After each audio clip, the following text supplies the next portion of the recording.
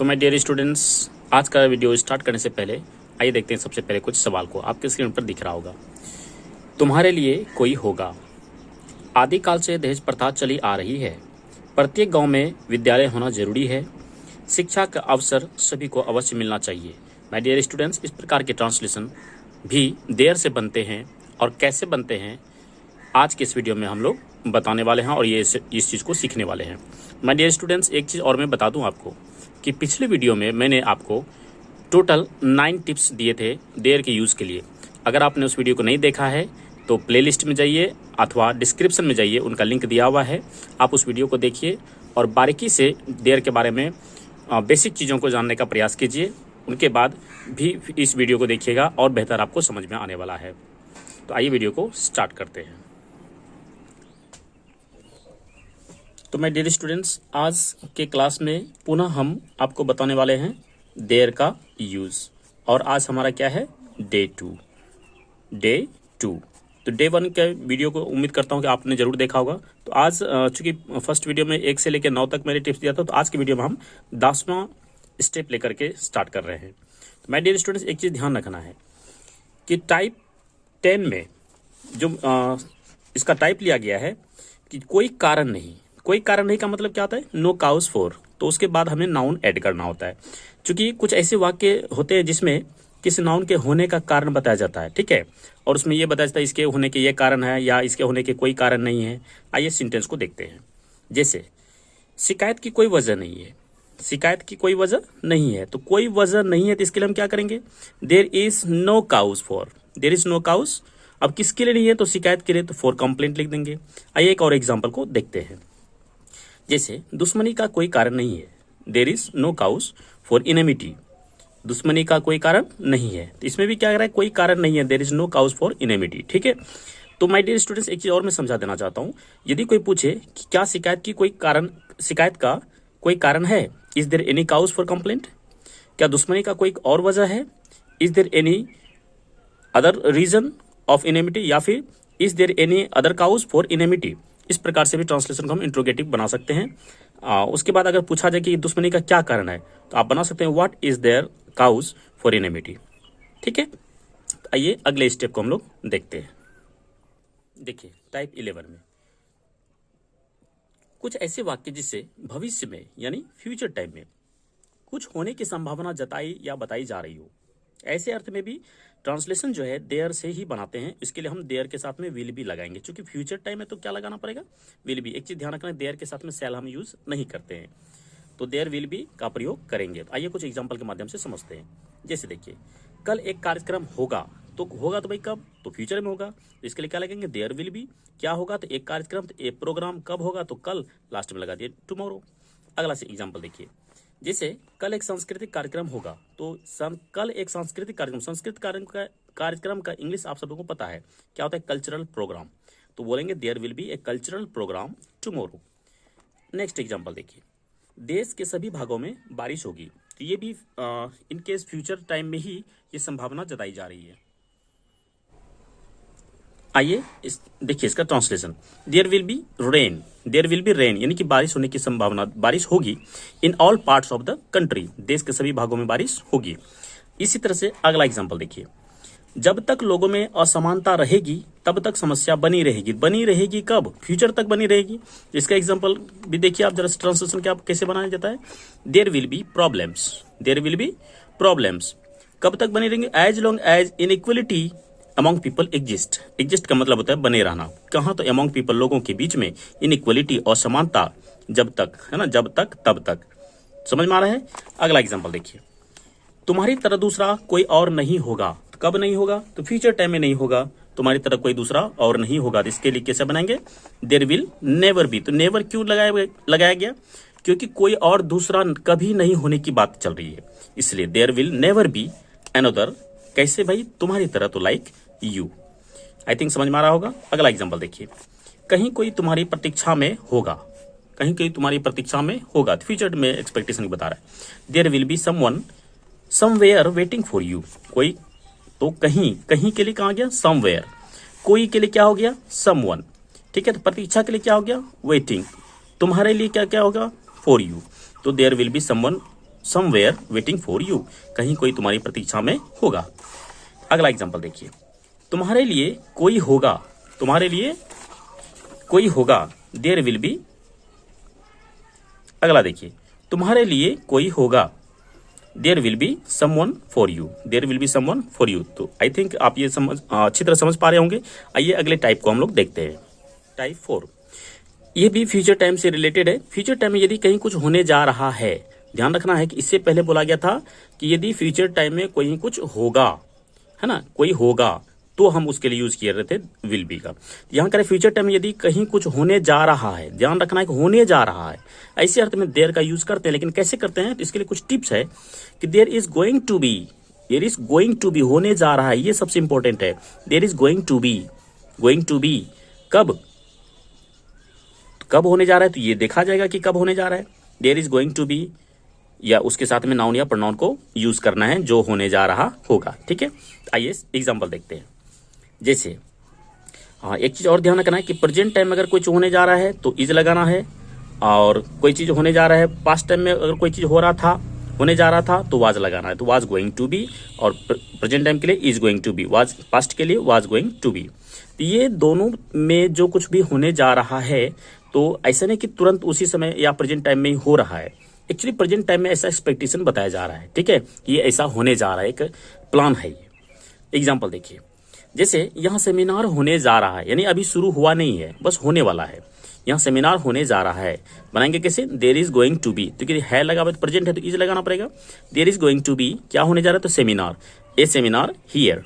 अगला एग्जाम्पल देखिए, जैसे बिहार में जल्द ही चुनाव होने जा रहा है, यानी चुनाव अभी शुरू हुआ नहीं है, बस होने जा रहा है, कुछ ही दिनों में शुरू होने जा रहा है। There are going to be elections in Bihar soon, क्या बोला, there are going to be elections in Bihar soon, तो यहाँ आर लगा हुआ है क्योंकि यहाँ पर इलेक्शंस यूज किया गया। अगर यहाँ इलेक्शन यूज करते तो फिर इज लगाते, चूंकि चुनाव तो कई चरणों में होता है, इसलिए इलेक्शंस यूज करना सबसे परफेक्ट है।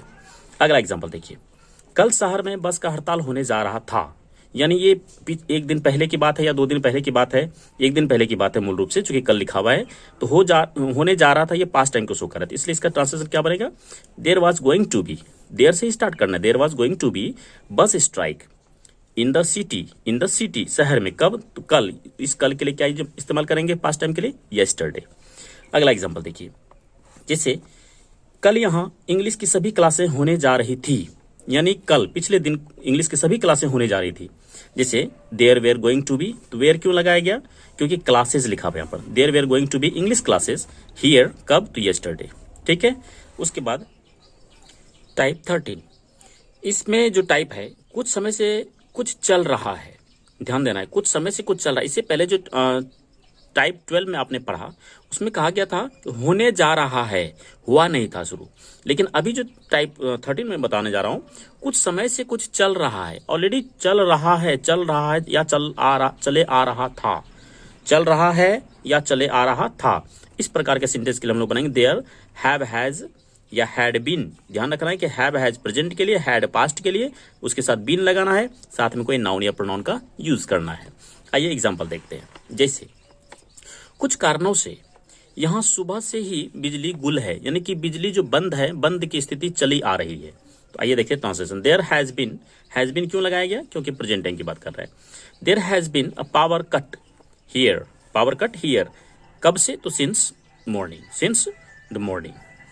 अगला एग्जाम्पल देखिए, आदिकाल से दहेज प्रथा चली आ रही है, कब से चली आ रही है दहेज प्रथा, आदिकाल से, तो there has been a dowry system since, आप यहां पर लिख सकते हैं एंशिएंट टाइम, एंशिएंट टाइम।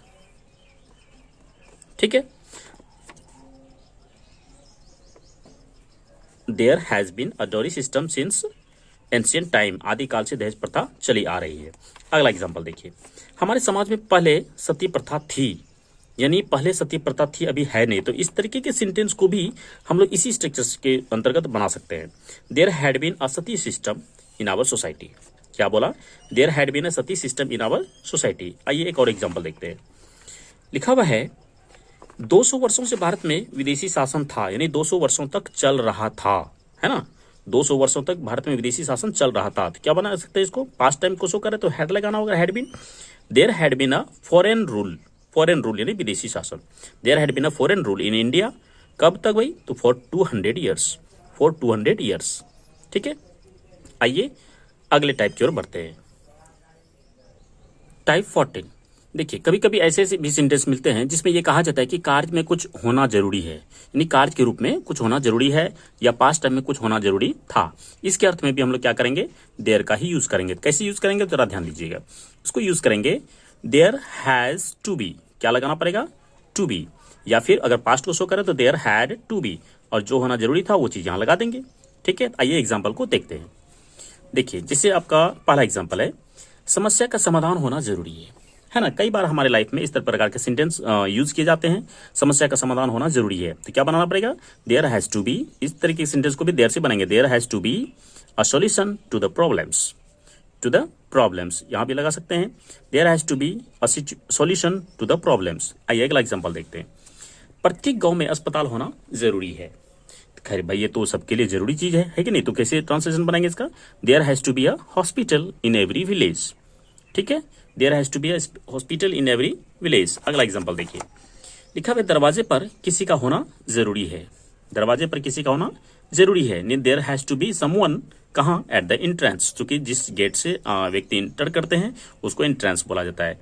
ठीक है, there has to be someone at the entrance, दरवाजे पर किसी का होना जरूरी है। I hope my dear students आप अच्छी तरह समझ पा रहे होंगे। आइए अगला एग्जांपल देखते हैं। कुछ विशेष होना जरूरी है। कई बार हम लोग भी अपने में बोलते हैं कुछ विशेष होना जरूरी है भाई, तो there has to be something special, there has to be, ये बी तो यूज कर रही है, होना जरूरी, होने के लिए ही यूज कर रहे हैं। बी का इस्तेमाल जहां भी आपने देखा बी का यूज कर रहे हैं जो होने के लिए, there has to be something special. समझ में आ रहा है। देखिए हैज टू के स्थान पर काफी आवश्यकता के अर्थ में, जैसे मैंने इससे पहले क्या बोला, कुछ विशेष होना जरूरी है, तो मैंने आवश्यकता है या नहीं है उससे पता नहीं चलता, लेकिन अगर कहते हैं कि नहीं होना जरूरी है, काफी आवश्यक है इसलिए होना जरूरी है, तो इसके लिए हम यूज करेंगे मस्ट बी। कहां पर, मस्ट बी का यूज कर सकते हैं, कहां पर, तो हैज टू के स्थान पर। ठीक है, देखिए कुछ एग्जांपल देखते हैं। जैसे परीक्षा के दौरान शांति होना जरूरी है। ठीक है, परीक्षा के दौरान शांति होना जरूरी होना चाहिए, होना चाहिए, बिल्कुल होना चाहिए। तो there must be silence, there must be silence, शांति कब होना चाहिए, तो ड्यूरिंग एग्जामिनेशन, परीक्षा के दौरान, ड्यूरिंग एग्जामिनेशन। ठीक है, अगला एग्जांपल देखिए। जैसे हर गांव में एक स्कूल होना आवश्यक है, आवश्यक मतलब नेसेसिटी है ये हर किसी के लिए। There must be a school in every village, there must be a school in every village. अगर यहां पर लगा देते हैं हैज टू बी तो हो जाता स्कूल होना जरूरी है, तब आवश्यक नहीं होता, लेकिन यहाँ नीड है, काफी ज्यादा जरूरत है, तो हम मस्ट बी का यूज कर रहे हैं। अगला एग्जांपल देखिए। जैसे तुम्हारे कार्य और विचार में समन्वय होना जरूरी है या होना चाहिए, तो समन्वय होना जरूरी है, there must be reconciliation, reconciliation समन्वय मतलब जिसको बोलते हैं हम मैनेजमेंट या कोऑर्डिनेशन बोलते हैं। There must be a reconciliation, कहाँ होना चाहिए जरूरी, तुम्हारे कार्य और विचार में, between your action and thought, between your action and thought, your action मतलब कार्य और थॉट मतलब विचार यानी सोच में क्या होना जरूरी है, तो रिकॉन्सिलेशन होना जरूरी है, समन्वय होना जरूरी है। ठीक है, अगला एग्जांपल देखिए। कानून व्यवस्था को बनाए रखने के लिए प्रत्येक शहर में पुलिस बल होना जरूरी है। क्या जरूरी है, तरह ध्यान दीजिएगा, यहाँ पर पुलिस बल होना जरूरी है, there must be a police force, यहाँ तो कोई दिक्कत नहीं, there must be a police force. ठीक है, कहाँ होना जरूरी, तो प्रत्येक शहर में, इन एवरी टाउन, किस लिए, बनाए रखने के लिए, टू मेंटेन क्या, कानून व्यवस्था, law and order, there must be a police force in every town to maintain law and order. आ रही बात समझ में। तो इस प्रकार के सेंटेंस मैं उम्मीद करता हूँ कि आप बहुत कुछ अच्छी तरीके से समझ भी रहे होंगे। आइए अगले टाइप की ओर हम लोग बढ़ते हैं। चलिए टाइप 15। यदि किसी जगह या किसी संदर्भ में कुछ होना चाहिए, ऐसा अगर भाव पता चले कि नहीं ये चीज होना चाहिए, जैसे आवश्यक वाली बात होती है होना चाहिए, तो हम वहां पर यूज करेंगे शुड बी। क्या करेंगे, शुड बी, और देयर के साथ लगाएंगे, देयर शुड बी बोलेंगे। क्या बोलेंगे, there should be. Should be होना चाहिए का अर्थ में तो शुड बी हो गया, लेकिन कभी कभी हो सकता है ऐसा भी कहा जाए, तो वहां भी देयर के साथ में यूज करेंगे। हो सकता है का अर्थ में देयर मे बी या देयर कैन बी। कभी कभी अवश्य होना चाहिए का अर्थ में there ought to be, there ought to be. देखिए एक चीज और मैं बता दूं कि जहां पॉसिबिलिटी वाली बात होती है वहां मे लगाते हैं, जहां चाहिए होता है वहां शुड लगाते हैं, और जहां आउट टू जो होता है ये खास करके जो सबों के लिए जरूरत है लॉ एंड ऑर्डर के हिसाब से, वहां हम लोग आउट टू का इस्तेमाल करते हैं। इसी के आधार पर शायद हो सकता है के अर्थ में हम लोग लगाते हैं माइट बी या कुड बी। ठीक है, तो आइए कुछ एग्जाम्पल को देखते हैं। जैसे भारत और पाकिस्तान के बीच मित्रता होनी चाहिए, होनी चाहिए कि नहीं होनी चाहिए? बिल्कुल, कई सारे युद्ध चल रहे हैं भाई। जैसे भारत और पाकिस्तान के बीच मित्रता होनी चाहिए, क्या होनी चाहिए? तो मित्रता होनी चाहिए। There should be friendship, there should be friendship या अमेठी, दोनों का मतलब एक ही चीज होता है मित्रता। देयर शुड बी फ्रेंडशिप कहाँ होनी चाहिए? तो भारत और पाकिस्तान के बीच, between India and Pakistan, no problem. अगला देखिए, जैसे हर स्कूल में भाषा का एक शिक्षक होना चाहिए, भाषा का एक शिक्षक होना चाहिए, क्या होना चाहिए? एक शिक्षक होना चाहिए। There should be a teacher, किसका? तो भाषा का, ऑफ लैंग्वेज, कहाँ? हर विद्यालय में, in every school. There should be a teacher of language in every school. भाई जरूरत है आज के डेट में, अगर लैंग्वेज बच्चे नहीं सीखेंगे तो उनका लैंग्वेज अगर सुधार नहीं होगा तो फिर पढ़ने का कोई मतलब नहीं बनता है। अगला एग्जाम्पल देखिए, प्रत्येक के लिए समान अवसर होना चाहिए, बिल्कुल सही बात है। क्या होना चाहिए? अवश्य होना चाहिए, अवश्य होना चाहिए। क्या होना चाहिए? अवसर होना चाहिए। There ought to be, ought to be क्यों लगाएगी? क्योंकि अवसर तो खैर सबको कॉन्स्टिट्यूशन ने ऑलरेडी दे रखा है, संविधान ने दिया है, हमारे कानून ने भी दिया है, सबको समान अधिकार दिया हुआ भाई। ठीक है, तो there ought to be equal opportunities for everyone, there ought to be equal opportunity for everyone. अगला देखिए, शिक्षा का अवसर सभी को अवश्य मिलना चाहिए। भाई मिलना चाहिए, नहीं मिलना चाहिए? ये हमारा लॉ एंड ऑर्डर है कि नहीं है? ये हमारा कानून है, ये हमारी व्यवस्था है, हमारा सिस्टम है, ये हमारा संविधान है, हमारा अधिकार है। तो ऐसी स्थिति में देयर आउट टू बी, यहाँ पर ought to be most suitable, ये आपका मॉडल वर्ब है। There ought to be access to education, access to education for everyone. ठीक है, आइए अगला एग्जाम्पल देखिए, पेट्रोल की कीमत में बढ़ोतरी हो सकती है। देखिए ये संभावना बताई जा रही है, तो वहां पर मे भी लगाएंगे, जैसा कि पहले ही बताया गया था, हो सकती है, तो may be. There may be hike, hike का मतलब होता है बढ़ोतरी करना, किस पे? In petrol price, there may be hike in petrol price. अगला एग्जाम्पल देखिए, आज रात बारिश हो सकती है, आज रात बारिश हो सकती है, तो there may be rainfall tonight, आज रात के लिए tonight, there may be rainfall tonight, यह भी संभावना जताई जा रही है। एंड अगला एग्जाम्पल देखिए, कुछ भ्रम हो सकता है, there might be some confusion. Might be क्यों लगाया गया? क्योंकि इसमें सिर्फ क्या क्या उम्मीद किया जा सक रहा है, शायद हो सकता है, there might be some confusion. ठीक है, अक्सर इस तरीके के सेंटेंस का हम बोलचाल की भाषा में यूज करते हैं, एक दूसरे से हमेशा बोलते रहते हैं, तो इसको निश्चित है कि आपने भी अपने लैंग्वेज में यूज करना है। अगला देखिए, कुछ भी हो सकता है, कई बार इस तरीके के सेंटेंस हम लोग बोलते हैं, कुछ भी हो सकता है, there can be anything, there can be anything, there can be anything. अगला, पक्षपात नहीं होना चाहिए, there ought not to be, there ought not to be partiality. Partiality का मतलब होता है पक्षपात, यानी कि अलग अलग दूसरे के बातों में बात में मिलाना, ऐसा नहीं होना चाहिए, तो पक्षपात नहीं होना चाहिए, there ought not to be partiality. ठीक है, तो माय डियर स्टूडेंट्स, मैं उम्मीद करता हूं कि आपको ये वीडियो पसंद आया होगा। अब मैं उम्मीद करता हूं कि आपको शुरुआत में जो सवाल दिए गए थे कि तुम्हारे लिए कोई होगा, आदिकाल से दहेज प्रथा चली आ रही है, प्रत्येक गांव में विद्यालय होना जरूरी है, या शिक्षा का अवसर सभी के लिए को अवश्य मिलना चाहिए। उम्मीद करता हूं कि ये चीज़ अब आपको समझ में आएगा कि इसका ट्रांसलेशन हम कैसे बनाते हैं। ठीक है, तो आइए, अगर आपने पूरा वीडियो देखा होगा तो निश्चित है कि आज का जो सवाल है मेरा, अब आप इस सवाल को बिल्कुल इसको ट्रांसलेट कर सकते हैं, बता सकते हैं, दूसरों के सामने भी समझा सकते हैं। और मैं आपसे उम्मीद करता हूँ, रिक्वेस्ट करता हूँ कि आप इसका सही ट्रांसलेशन क्या होगा कमेंट में बॉक्स में लिख करके जरूर हमें बताइए। ठीक है, और यदि वीडियो पसंद आया हो तो आप वीडियो को लाइक करें, और तो अपने दोस्तों को जरूर शेयर कर लीजिएगा, और यदि चैनल पर नए होंगे तो चैनल को जरूर सब्सक्राइब कर लीजिएगा। और यदि आपने पिछला वीडियो नहीं देखा है तो जरूर डिस्क्रिप्शन में जाइए, वहाँ पर लिंक दिया हुआ है, और जरूर वीडियो वहाँ पर देखिए। और उसके बाद मैं एक चीज़ और बता दूं कि नेक्स्ट वीडियो में आपको हम बताने वाले हैं टोटल नेक्स्ट 8 टिप्स और भी, जो देयर का यूज़ होगा, जो देयर का ये लास्ट वीडियो होगा, नेक्स्ट डे मिलेगा, यानी कि कल मिलेगा। ठीक है, तो वीडियो देखने के लिए आपका बहुत बहुत धन्यवाद। Thanks for watching.